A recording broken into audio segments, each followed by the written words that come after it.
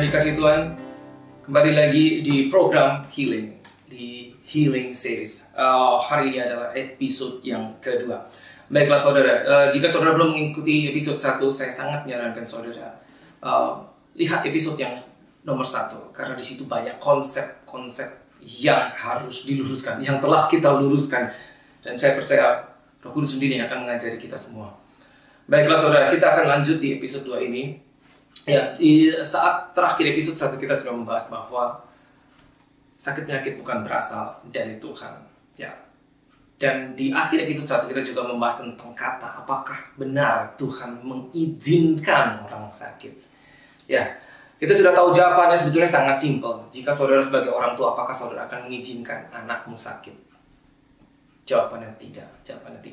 Jadi sekali lagi kita harus berhati-hati pada saat kita menggunakan kata Tuhan mengizinkan, atau kita harus berhati-hati pada saat kita mendengar ada statement Tuhan mengizinkan. Berbeda sekali dengan perjanjian lama. Ya, kita hidup, kita punya Roh Kudus, dan kita ada di dalam perjanjian yang baru. Baiklah saudara, kita lanjut. Nah, di episode 2 ini kita akan lanjut. Jadi saudara harus ingat bahwa sakit penyakit itu bukan kehendak Tuhan. Berarti kehendak Dia adalah yang sebaliknya. Kesembuhan itu adalah kehendak Dia. Kesembuhan sama dengan keselamatan. Kita tahu bahwa Dia ingin setiap manusia itu menerima Yesus sebagai Tuhan dan Juru Selamat, lahir baru. Berarti apa? Menerima keselamatan. Dan ingat, di episode 1 kita belajar keselamatan itu paketnya di dalamnya adalah kesembuhan, kesejahteraan, ya. Bebas dari rasa takut dan semuanya. Itu ada di dalam paket keselamatan. Dan jika Dia menghendaki manusia menerima keselamatan, berarti di dalamnya Dia juga menghendaki manusia menerima kesembuhan. Nah, ingat, itu ada di dalam satu paket. Dan terus saya harus mengingatkan saudara bahwa sakit penyakit itu ada di dalam satu kategori atau satu sisi yang sama dengan kematian dan dosa. Dan si jahat, pencuri, iblis, dan teman-temannya. Itu adalah kategori yang buruk. Dan di sisi lain, Yesus yang berkata, aku datang memberi. Itu adalah kategori yang satunya. Dan ini tidak bisa dicampur adukan. Jangan sampai kita salah memahami. Oke, nah berikutnya adalah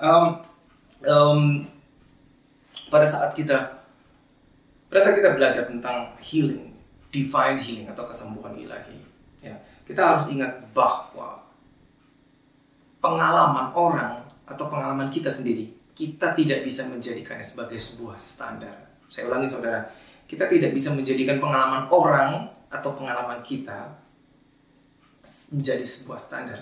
Standar kita adalah ini saudara, Alkitab. Maksudnya adalah demikian. Banyak kali pada saat kita dalam perjalanan hidup kita menjumpai, mungkin kita tidak mengalami, tapi ada orang yang dekat dengan kita mengalami sesuatu yang buruk. Dan dia orang baik, saudara. Berarti kan baik-baik.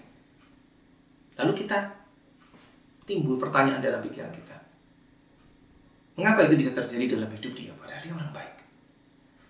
Dan ingat, otak manusia, mindset manusia, pikiran manusia itu sangat kuat dan tidak bisa berhenti berpikir meskipun kita sedang tidur. Ini adalah bagian yang sangat pandai di dalam hidup kita, mindset kita. Ini akan berpikir terus. Dan mindset kita, otak manusia itu sudah terlatih bertahun-tahun untuk memahami hal yang masuk akal. Hanya yang masuk akal yang bisa diterima otak manusia. Sehingga pada saat kita menjumpai perkara yang kita nggak paham, seperti tadi contohnya, ada orang sakit, ada orang baik, kok dia sakit, atau mungkin dia meninggal bahkan. Kita nggak tahu dan kita terus bertanya, mengapa, dan kita terus mencari jawabannya, tidak ketemu. Maka sampai satu titik otak kita, mindset kita, perhatikan baik-baik, dengan sendirinya akan mengambil kesimpulan. Kenapa? Karena ini akan berpikir terus, tidak akan puas dengan jawaban yang tidak bisa dipahami akal sehat. Nah, pada saat jawaban yang tidak ketemu, dengan sendirinya akal kita akan mengambil kesimpulan, itu kehendak Tuhan. Titik. Karena pada saat sudah sampai titik itu kehendak Tuhan, ya sudah. Stop tuh sampai di situ. Gitu. Tapi berbahaya, kenapa? Karena itu akan mendistorsi, merusak gambaran tentang Bapa. Ingat, segala sesuatu yang di dalam Bapa itu tidak ada yang buruk. Kalau saudara bisa mengatakan God is good, Tuhan baik, berarti 100% perbendaharaan Dia adalah baik. Jika ada sesuatu yang tidak baik, itu berarti bukan dari Dia. Ingat baik-baik itu, saudara. Ingat baik-baik. Ini sebuah konsep. Gitu. Jadi akan ada dalam perjalanan hidup kita hal-hal yang tidak kita pahami. Dan mungkin kita akan memahaminya kelak suatu saat, sekian waktu kemudian, sekian tahun kemudian. Tapi kita akan banyak menjumpai hal-hal yang tidak kita mengerti, tidak kita pahami. Dan kita, tanda kutip, kita harus bisa hidup dengan seperti itu. Dengan hal-hal yang tidak kita pahami. Jangan lantas mengambil kesimpulan, oh itu kehendak Tuhan, berarti dia sakit. Oh, sampai mati, oh dia sakit, nggak sembuh-sembuh, sekian lama kehendak Tuhan. Tidak, Tuhan. Hanya karena kita tidak memahami, bukan berarti lantas itu kehendak Tuhan.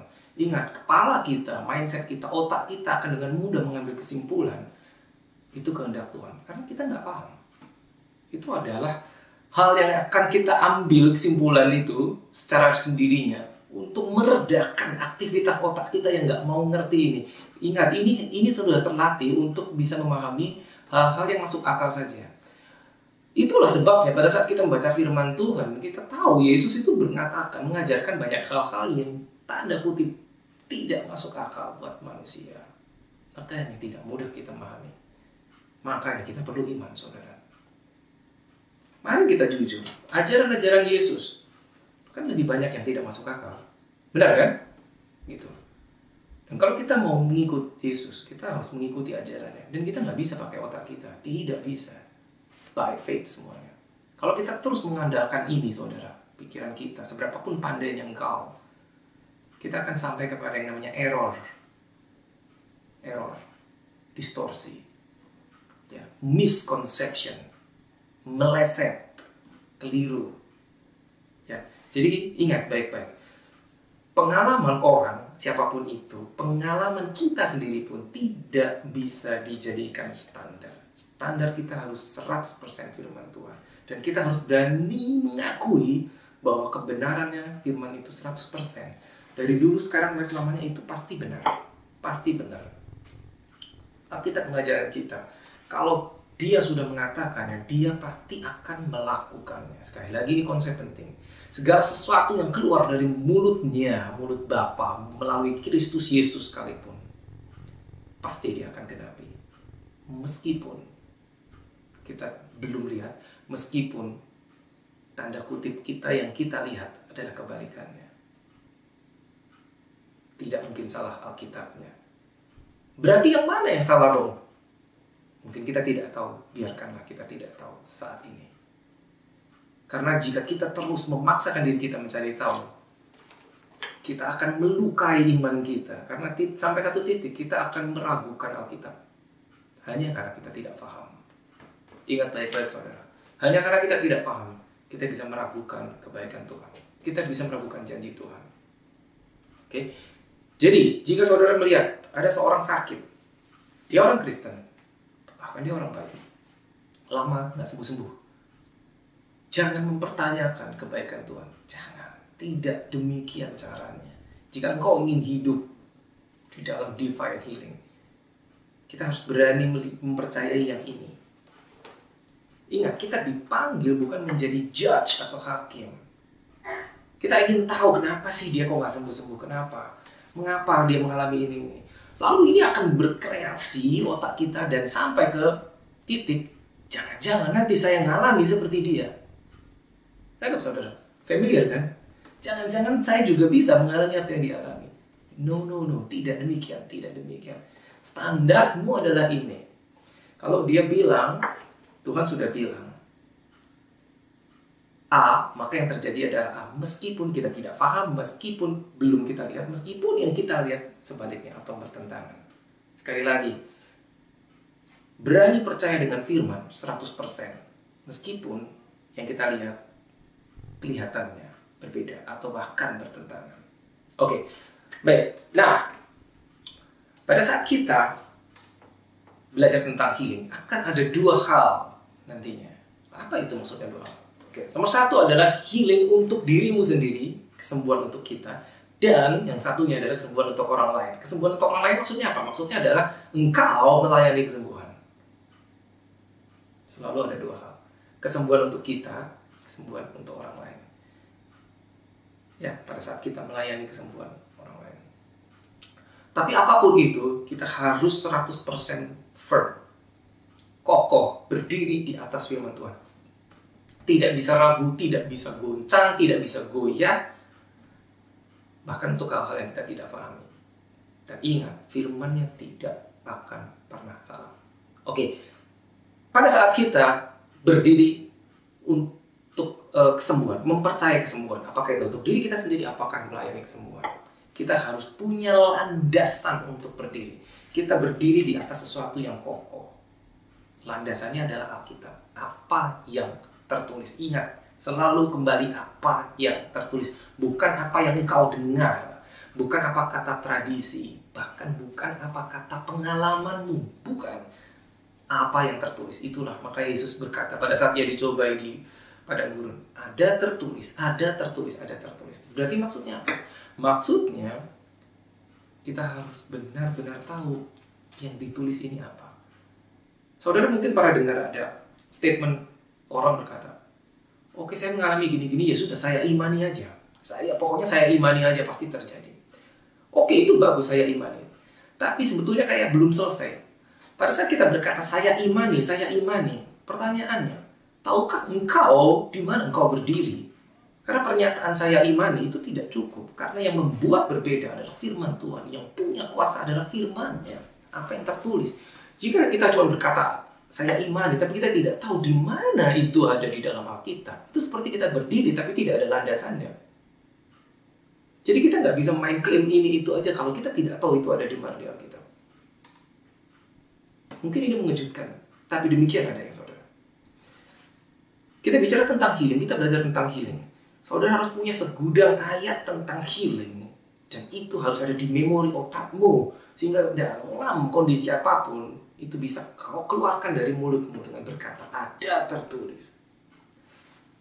Pada saat, kita udah lihat di episode 1, pada saat kita mengalami yang namanya simptom atau gejala. Gejala itu kayak orangnya belum sakit, baru gejalanya. Itu seperti si jahat sedang mengetuk pintu minta dibukakan. Kalau kita bukakan, dia masuk. Seperti sistemnya yang namanya dosa tidak bisa langsung jadi dosa. Dia harus melalui temptation, harus melalui yang namanya godaan. Begitu kita menyerah kepada temptation, maka terjadilah action. Itu namanya baru dosa. Demikian pula sistemnya. Penyakit itulah melewati simptom atau gejala. Titik itu tolak dalam nama Yesus. Aku tolak. Dan saat itu, jika itu terjadi, engkau bisa berkata kepada tubuhmu. Karena tubuh harus nurut sama roh. Kita mengatakan firman, itu roh, saudara. Ingat baik-baik. Tuhan berkata, firman-Ku adalah roh dan hidup. Yohanes 6:63. Jadi tubuh ini harus nurut sama roh. Sekali lagi, itu tidak otomatis. Itu harus dilatih. Tapi yang penting adalah saat ini kita ingat bahwa kita harus tahu bahwa itu ada di Alkitab. Kalau nggak ingat gimana ya? Ambil Alkitab, buka, cari gitu loh. Tapi akan lebih baik jika engkau bisa mengingatnya, saudara. Di mana ayat apa tentang healing? Pada saat kita belajar sesuatu, dalam hal ini seri healing, kita belajar tentang healing, kesembuhan. Ayatnya di mana di Alkitab? Ayatnya berkata apa tentang healing itu di mana? Tentu yang paling sering adalah 1 Petrus 2 ayat 24. Oleh bilur Kristus kita sembuh. Ya. Dan itu adalah kutipan dari Yesaya 53 ayat 4 dan 5. Saudara boleh buka sendiri. Ya. Ya, ingat baik-baik. 1 Petrus 2 ayat 24, Yesaya 53 ayat 4 dan 5. Yesaya 53, saudara boleh baca seluruh perikop tersebut. Itu luar biasa tentang ini. Ya, Yesus disalib mengambil segala sakit penyakit kita. Ya. Ingat baik-baik, kau bisa berkata pada dia, oleh bilur Kristus aku sembuh. Dan itu roh yang keluar dari mulutmu. Dan tubuhmu harus nurut. Kalau nggak terjadi apa? Do it again, lakukan lagi. Lakukan lagi. Ingat, kita melepaskan kehidupan ke dalam kematian. Ingat ya, episode 1. Sakit penyakit itu ada di dalam kategori yang sama dengan kematian. Sehingga jika kita melihat kematian atau gejala kematian, sakit penyakit itu satu kategori ya. Apakah itu ringan? Tetap itu satu kategori dengan kematian. Maka satu-satunya cara untuk mengatasi kematian adalah dengan kehidupan. Masuk akal saudara? Kematian hanya bisa diusir dengan kehidupan. Sama seperti gelap hanya bisa diusir dengan terang. Jadi engkau harus lepaskan kehidupan. Apa itu? Firman Tuhan. Jadi harus ingat firman-Nya di mana. Gitu. Hafalkan firman Tuhan. Gitu.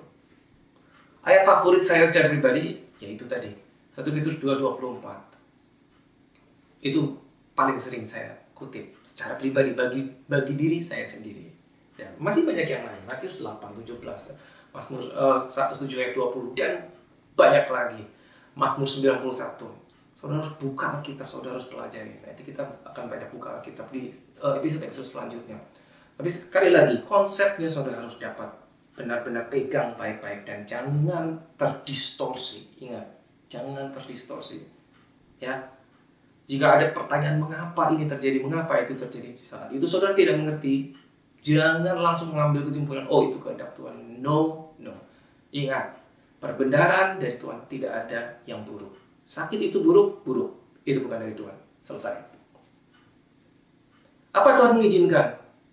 Tanyakan kepada dirimu, kau akan mengizinkan anakmu menderita sakit untuk alasan apapun?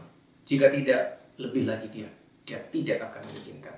Lalu bagaimana itu terjadi? Bukankah, ini perhatikan baik-baik, bukankah tidak ada sesuatu terjadi tanpa seizin Tuhan? Nah, bagaimana dengan pernyataan itu? Segala sesuatu dalam kendali Tuhan, Dia mengizinkan segala sesuatu terjadikah? Sekali lagi, statement ini saudara harus tanggapi dengan hati-hati. Saya tidak berkata itu salah, tapi saudara harus hati-hati. Menanggapinya dengan akurat, itu penting sekali saudara, supaya tidak terjadi error. Mari kita buka Alkitab. Saudara tahu banyak cerita-cerita di Alkitab. Kita dipenuhi cerita-cerita yang baik, cerita buruk. Oke, manusia pertama Adam dan Hawa jatuh ke dalam dosa. Apakah itu kehendak Tuhan? Tidak. Dia melanggar firman Tuhan tuh, karena Tuhan bilang, kau jangan makan buah yang itu, buah pengetahuan yang buruk dan yang baik dan yang jahat. Dibilang jangan dimakan buah yang itu. Itu kehendak Tuhan tuh, jangan dimakan. Pertanyaannya, yang terjadi apa? Kehendak Tuhan bukan? Manusia yang akhirnya makan. Kehendak Tuhan bukan itu? Bukan. Lalu kok bisa terjadi?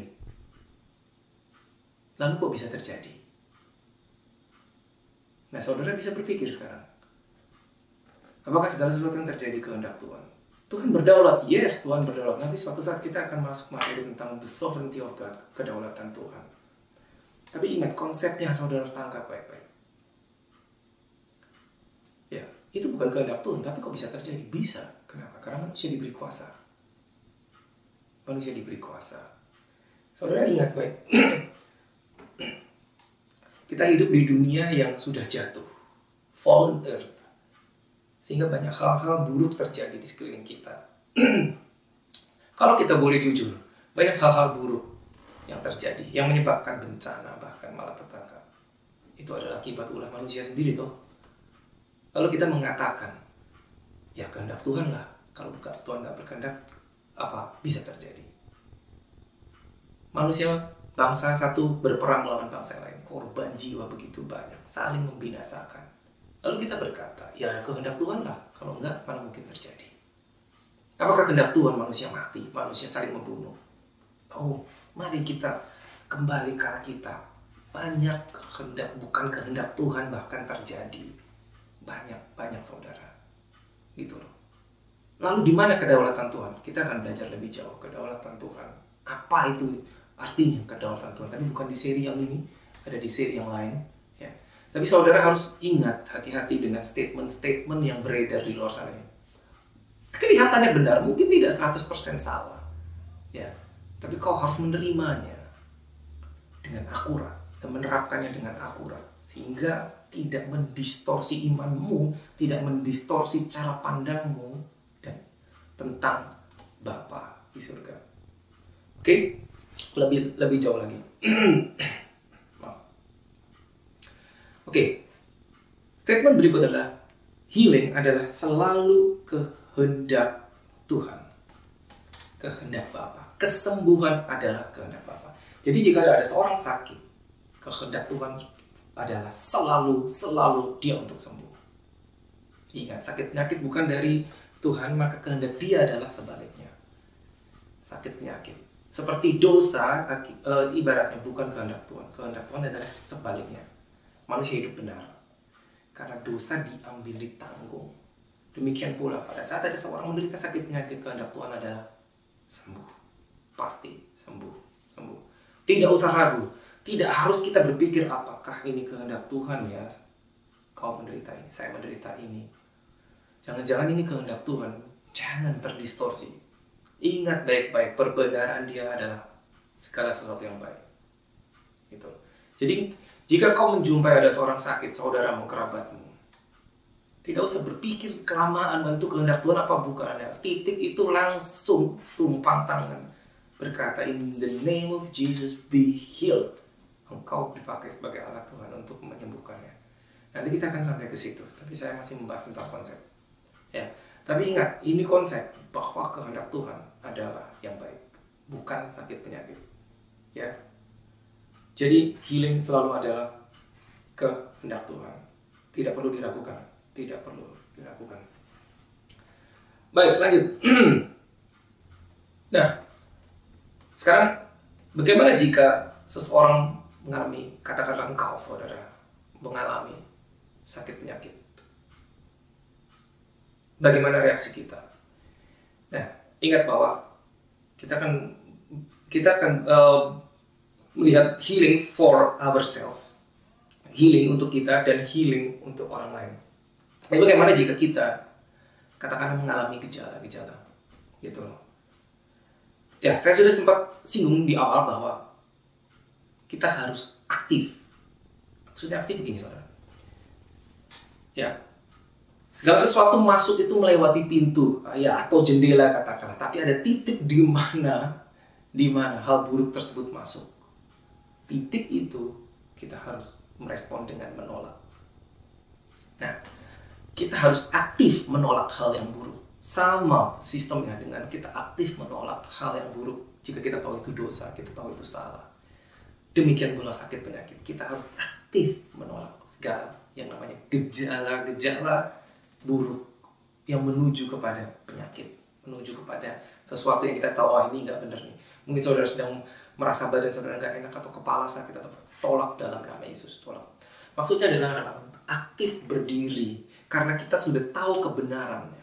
Nah, ini penting sekali. Kita tahu kebenaran bahwa itu bukan kehendak Tuhan, maka kita harus menolak. Nah, sekali lagi ini perlu latihan. Apa latihannya? Latihannya begini, saudara. Latihannya begini. Nomor satu, kita mengenal firman-Nya. Karena kita akan melepaskan firman kepada diri kita sendiri. Untuk diri kita sendiri. Untuk kesembuhan kita. Jika itu berkaitan dengan diri kita. Kita melepaskan kesembuhan untuk diri kita. Kita melepaskan kehidupan untuk diri kita. Latihan berarti engkau harus lakukan sesering mungkin setiap hari. Saya ambil contoh, ibaratnya begini. Seseorang sakit dan dia pergi ke dokter dan dokter memberikan obat, ada dosisnya. Oke, obat ini harus diminum 3 kali sehari. Pertanyaannya, apakah engkau akan minum itu? Pasti. Kenapa? Kita tahu karena itu harus. Dosis, namanya dosis harus diikuti 3 kali sehari. Kalau lupa, maka apakah hasilnya akan berbeda? Nah, pada saat kita melatih firman Tuhan tentang healing ini, demikian juga kita harus lakukan. Jadi kita bisa mengikuti saran dokter mengenai dosis 3 kali sehari. Kenapa kita tidak bisa ucapkan firman Tuhan 3 kali sehari aja? Katakanlah sama aja. Kita nggak bicara 30 kali, saudara. 3 kali sehari aja. Ayat apa yang saudara ingat tentang kesembuhan? Contohnya 1 Petrus 2 ayat 24 yang tadi. Oleh bilur-bilur Kristus, engkau sudah sembuh. Bisakah saudara ingat ini 3 kali sehari? Seperti saudara minum obat. 3 kali sehari. Terus katakan, terus nyatakan kepada tubuhmu sendiri. Gitu loh. Sama dokter pun melakukan demikian dalam medis. Ya, jika satu penyakit diberi obat dan nggak sembuh-sembuh, maka dosisnya akan ditingkatkan loh. Demikian pula. Lakukan terus 3 kali sehari, 5 kali sehari, 10 kali sehari. Itu yang dinamakan melatih awareness, melatih kesadaran akan firman Tuhan. Semakin sering kita mengatakannya, semakin sering kita mendeklarasikannya, maka semakin tubuh kita setuju dengan firman. Ingat, firman adalah roh. Tubuh harus nurut sama roh, tubuh harus setuju sama roh. Dan sampai satu titik, maka dia akan mendengar dan tubuh ini akan bereaksi terhadap firman. Tubuh akan bereaksi menjadi lebih baik, menjadi sembuh oleh bilur-bilur Kristus. Kau telah, ingat ya, telah, bukan akan, telah. Next episode kita akan membahas itu. Oleh bilur Kristus engkau telah sembuh. Berarti sudah terjadi, sudah, bukan akan, tidak. Sekali lagi, mindset kita harus benar, sudah sembuh. Dan terus perkatakan, Yesus telah mengambil segala sakit penyakit yang ada di dalam diriku dan menanggungnya di dalam tubuhnya. Itu firman, ada di Alkitab, ada saudara. Saudara tahu, Matius 8:17. Kutip itu. Dia melepaskan, dia mengirimkan firman-Nya. He sent his word. Saya akan kutip dari New King James. He sent his word and deliver me from destruction. Heal me and deliver me from destruction. Ya, Mazmur 107:20. Dan masih banyak lagi yang lainnya. Ya, no evil shall befall me. Tidak ada sekalipun yang jahat yang akan mendekat kepadaku atau kemahku. Ya, dia melepaskan aku dari segala penyakit sampar. Mungkin bahasa Indonesia penyakit sampar. Kalau saudara gak tahu apa itu sampar, segala penyakit yang parah. Ya, delivered me from pestilence, sickness and disease. Penyakit itu harus keluar terus kontinu dari mulut kita sampai tubuh ini setuju. Dan tubuh itu sampai satu titik, tubuh ini pasti bereaksi.